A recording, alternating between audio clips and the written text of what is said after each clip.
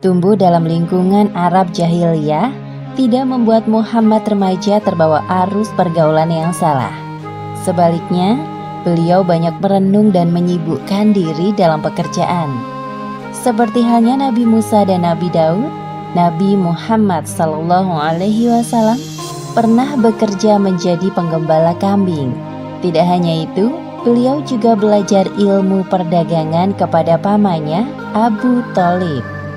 Awal mula kesuksesan Muhammad dalam berdagang bermula ketika bertugas membawa barang dagangan milik Khadijah ke Syria. Selama hidup bersama keluarga Abu Thalib, Muhammad berusaha untuk tidak menambah beban pamannya. Apalagi beliau tahu bahwa Abu Thalib memiliki banyak anak dan hidup dengan kondisi pas-pasan. Untuk itu, Muhammad meminta izin kepada Abu Thalib agar diperbolehkan menggembalakan kambing milik para saudagar kaya di Mekah. Wahai paman, apakah aku boleh ikut mengembala kambing seperti teman-temanku? Jika hal itu tidak memberatkan urusanmu, lakukan saja. Sebagaimana yang disebutkan dalam hadis riwayat Bukhari nomor 2262 dari Abu Hurairah radhiyallahu anhu, bahwa Rasulullah SAW bersabda, tidak ada nabi kecuali pernah menjadi penggembala kambing. Mereka para sahabat bertanya, apakah engkau juga, wahai Rasulullah? Beliau berkata, iya, saya telah menggembala dengan imbalan beberapa kirot dari penduduk Mekah. Dengan menggembala kambing, Muhammad berlatih untuk bersabar dan menjadi seorang pemimpin.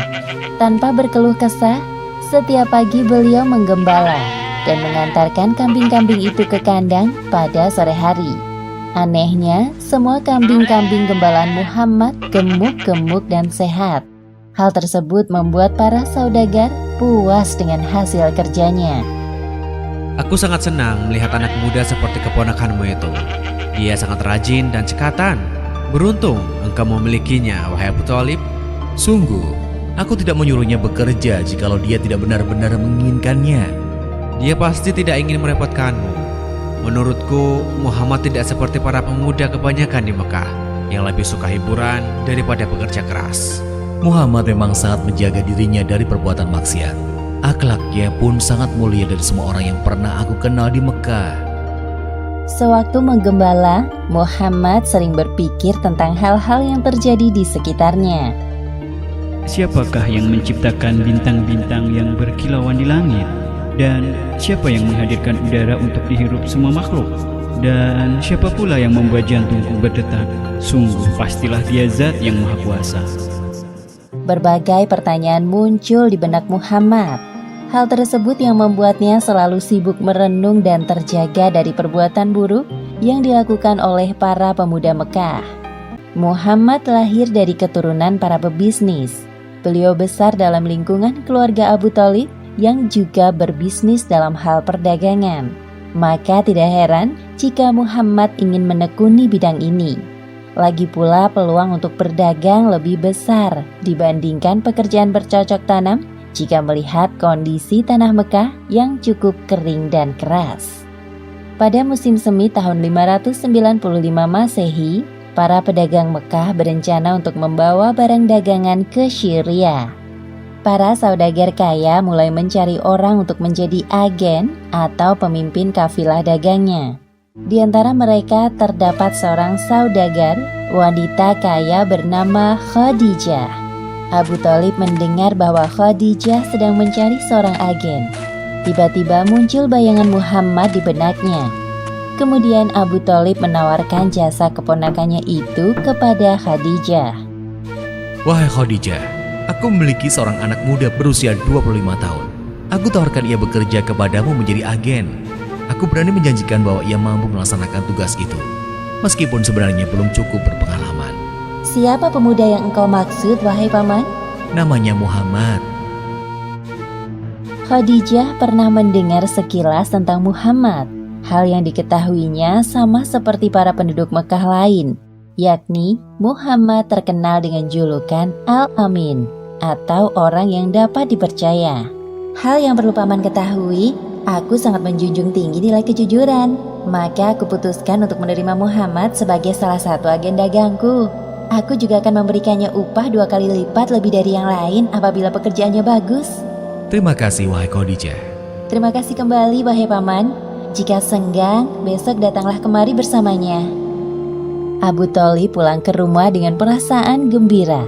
Beliau tidak menyangka respon Khadijah kepadanya sangat ramah.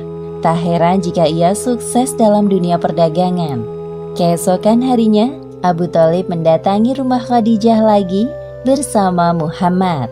Itulah pertama kali Muhammad mengenal sosok Khadijah secara langsung.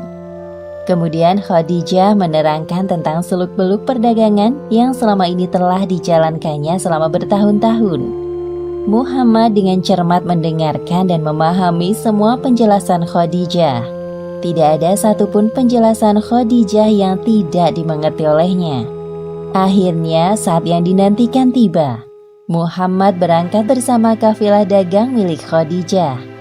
Seorang pembantu laki-laki kepercayaan Khadijah bernama Maisarah turut serta.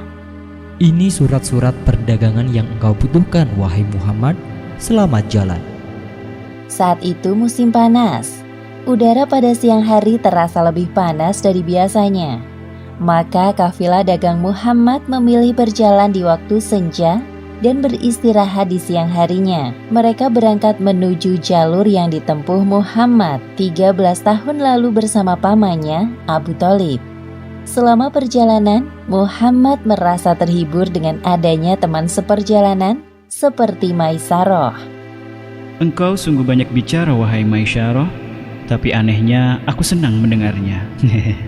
Tenang saja, aku jamin kau tidak akan bosan mendengar ceritaku karena aku punya banyak hal menarik untuk diceritakan terkait jalan yang akan kita lalui nanti.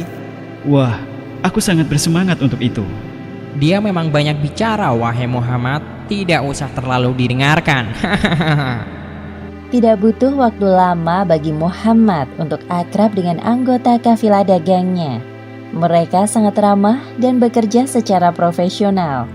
Perjalanan yang melelahkan selama 1 bulan terbayar ketika mereka sampai di Syria.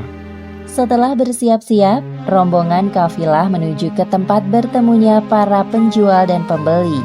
Maisarah tidak menyangka bahwa Muhammad sangat menguasai pekerjaannya. Ia cekatan, cerdas, jujur dan ramah kepada setiap pembeli. Semua orang yang bertemu dengan Muhammad selalu terkesan dengan penampilan dan sikapnya yang sopan. Sepertinya ini bukan pertama kalinya bagimu ya. Engkau sungguh keren wahai Muhammad. Barang dagangan yang kita bawa dari Mekah terjual semua. Pasti keuntungan kita sangat banyak. Syukurlah, bukankah itu yang kita semua harapkan? Ya, dengan semua keuntungan ini kita dapat membeli barang-barang baru untuk dijual kembali. Khadijah benar-benar tidak salah memilih agen. Pada malam hari, saat semua orang tertidur, Muhammad kembali merenung dan menyendiri. Beliau berpikir tentang perpecahan yang terjadi pada kelompok Nasrani di Syria.